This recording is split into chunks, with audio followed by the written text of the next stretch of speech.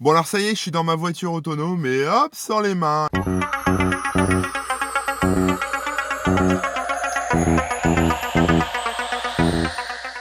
Alors il y a quelques semaines, j'étais à Londres, invité par Nissan pour tester une voiture autonome, donc une Nissan Leaf qui conduit toute seule. Ces voitures, il n'y en a que 2 au monde, ce sont des voitures de test que Nissan expérimente sur différentes routes, en Europe, en Asie, sur le continent américain. Et ces voitures sont équipées d'un système qui s'appelle le système ProPilot. La classification des voitures autonomes se segmente en 4 niveaux. Le premier, ça concerne les routes qui sont à voie unique. Donc une seule voie, une rocade, une route simple, pas de problème. Le second niveau, ça concerne les voies qui sont multiples. Donc les autoroutes ou les rocades à plusieurs voies. Le troisième niveau, c'est un des plus intéressants, c'est le niveau urbain. Donc là, ça prend en compte effectivement toutes les voies, mais ça prend aussi en compte les intersections, les feux rouges, les piétons, enfin bref, la totale. La voiture que j'ai testée avec les gens de Nissan, enfin tester c'est un grand mot hein, parce qu'on n'a pas besoin de la conduire puisqu'elle roule toute seule, elle se situe au niveau 2,5, c'est-à-dire entre le niveau 2 qui est multi-voie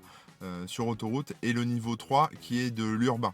Donc ils n'ont pas encore tout à fait fini. Surtout que là on est en Angleterre, donc avec une conduite sur la gauche, le volant sur la gauche aussi parce que c'était des voitures qui étaient avec le volant à gauche. Donc tout ça c'était un peu perturbant. Moi j'étais assis là, j'ai pas souvent l'habitude d'être assis de ce côté-là. Moi je suis souvent conducteur, donc j'avais un peu de mal aussi à jauger certaines distances, on va dire, avec par rapport au trottoir. Au final, cette voiture, elle est positionnée vraiment au milieu en fait de sa voie. Cette Nissan Leaf est bardée de capteurs.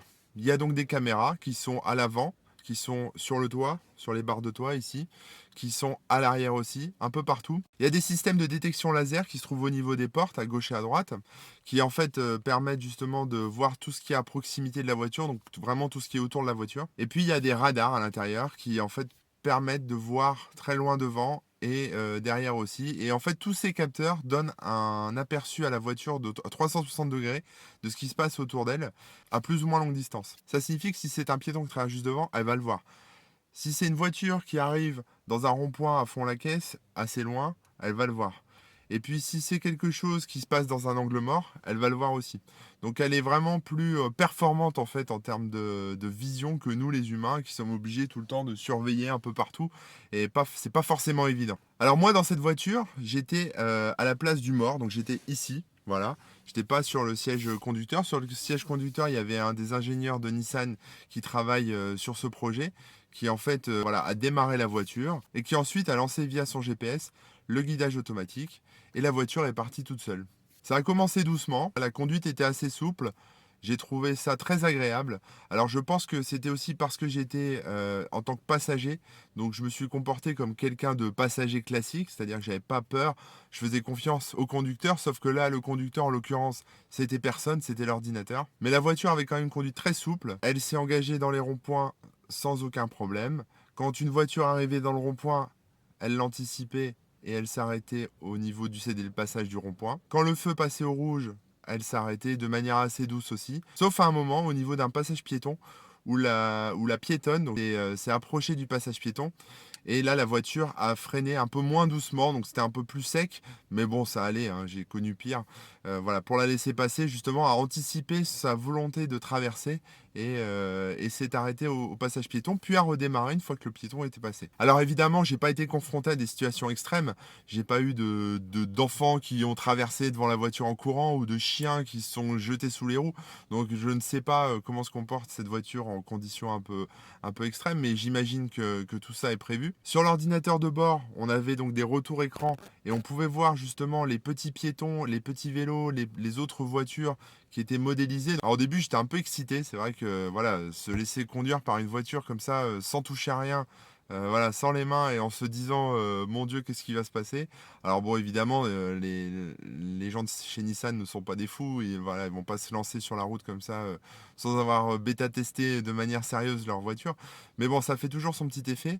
Et puis au bout de quelques minutes, on prend très vite le pli et aucun problème. Les sensations sont assez agréables. Et au final, c'est comme si on était toujours monté dans des voitures autonomes en fait. Je n'ai pas senti la différence en termes de conduite entre une voiture autonome et une conduite, on va dire, souple de quelqu'un qui conduit en mode éco, par exemple, pour économiser une batterie de voiture électrique. La voiture autonome, toute marque confondue, a plusieurs avantages. Le premier, c'est d'abord la sécurité. Ça, c'est le gros argument marketing, c'est-à-dire que l'ordinateur va mathématiquement, mécaniquement faire moins d'erreurs que les humains. Et ça, c'est sûr. Je veux dire, avec l'alcool, avec la fatigue au volant, avec les erreurs d'inattention, les conduites imprudentes, etc. Là, c'est sûr que l'ordinateur, lui, va respecter les règles et va respecter les règles de limitation de vitesse, va respecter la signalétique, va respecter les feux rouges, va respecter les piétons, va respecter tout.